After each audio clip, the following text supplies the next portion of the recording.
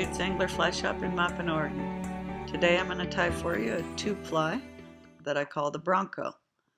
And this tube fly is tied on using a ProTube flexi needle and the ProTube 4040 Flexitubes. You can see that the Flexitube I'm using is blue, and we'll start off by putting a little polar chenille in the back of the fly in fluorescent blue. Now you can see that I'm going to be tying this material onto the thick part of the tube fly, and the thick part of the tube is actually where the hook will be held, but it's okay to tie on that as well. The thinner part of the tube in the front that you see is the part that will hold any of the components that come with the ProTube system. And the good thing about the ProTube system is that all the components fit on all the different tubes that are available.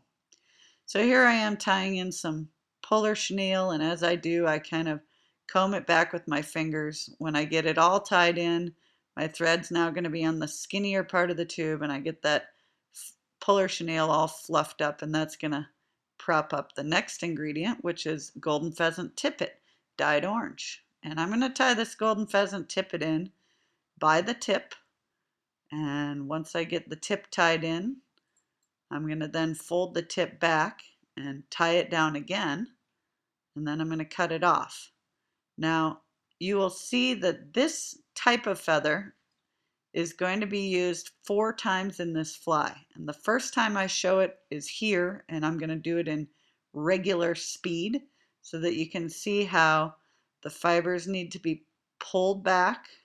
You can see that I've stripped the bottom end of the feather so that I have a bare stem.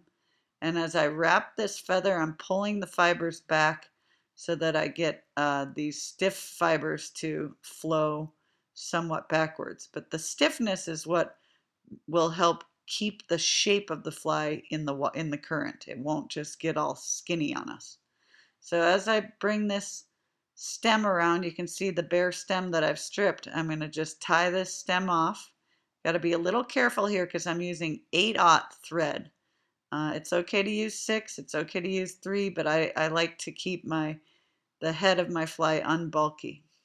So I trim that stem off, and I'm now going to put in a similar feather, which is off of a lady Amherst, and this is a white and black feather, and this feather is also going to be tied in by the tip, and you'll see that we'll do this in fast motion because it's the same type of feather as the golden pheasant tippet that I just showed.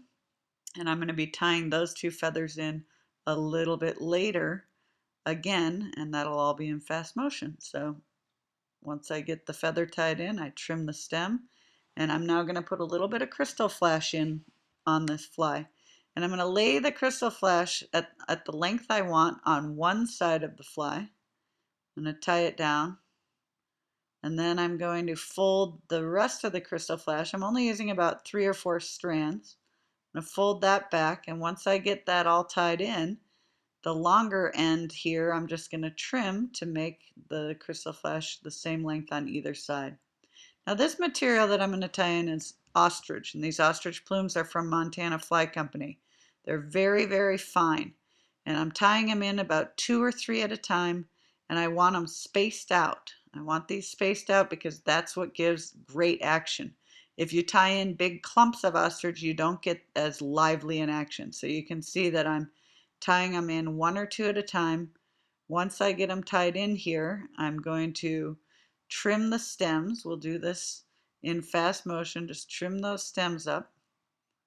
And now, after I get the stems trimmed up, I'm going to take a little bit of dubbing. This is STS Trilobal Dubbin Kingfisher Blue. And I'm going to dub just a tiny little dubbing ball right in front of the ostrich. This is going to protect the ostrich against the weight that's going to be right in front of it. I didn't want the weight rubbing on the ostrich and causing weakness in the thread. So I'm putting the dubbing in. I'm using my fingers to whip finish here, and I'm going to whip finish it once, then I'm going to whip finish it twice, cut it off, and I'm going to put a drop weight into this. Onto the tube. Now this ProTube drop weight is a large weight. It's quite heavy. It's about equal to medium lead eyes. And after I get the drop weight on, I'm going to tie in golden pheasant tippet in front of it. Again, the same 2 feathers I just tied in the back. I'm tying in the Amherst pheasant in front of the golden pheasant. So I got my orange and my black and white, and that bright orange drop weight should shine through to give the fly the color and the flash and the grab that I want it to have. The next material that we're going to use is a new material for us called Senjawacko Hackle.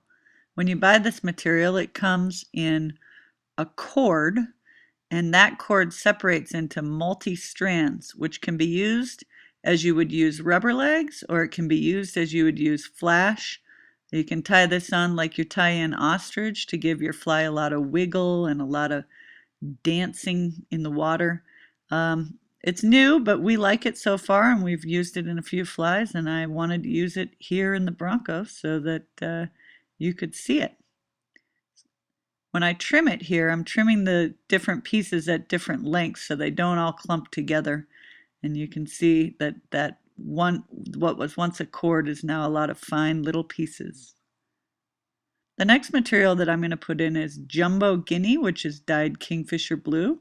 And this is going to be put right in the front, the hackle that's going to cover up all the multi-strands of the Senjawacko hackle and the other feathers. So this gives us a nice, neat collar on the front of the fly. And we're going to tie that in just like we tied in the other feathers, stroking back as we go.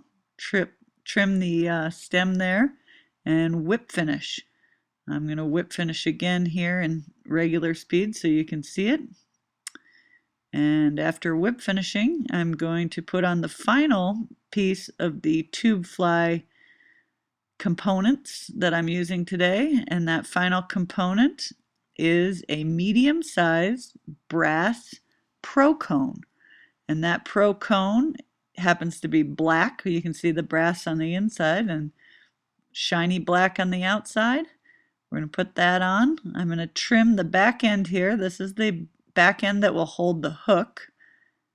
And the front end I will trim, and then I'm going to treat it with a little, using a lighter, I'm going to put a little flame on it. And what that's going to do, it's going to, as you will see here, it's going to mushroom the plastic.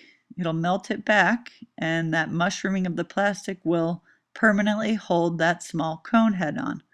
I have to push the cone head down a little bit here because it's riding up from the materials behind it, but I get that melted and it mushrooms back, and then we're ready to fish it. We can put our line right through the hole in the front and tie the hook on in the back, put it in the water. Let's see how it looks. We'll just swim it in the water here, and we can see the Senjawacko Hackle has a lot of action, that ostrich has a lot of action, and you can see how the Amherst and the golden pheasant tippet keeps the full profile of the fly even as it's in the current here in our swimming machine. This is a great winter steelhead fly, or you can use it on summer steelhead, as I do up on the Dean River in Canada in the summer. It's a good one when you're looking for nice big steelhead that will eat a big fly. Enjoy!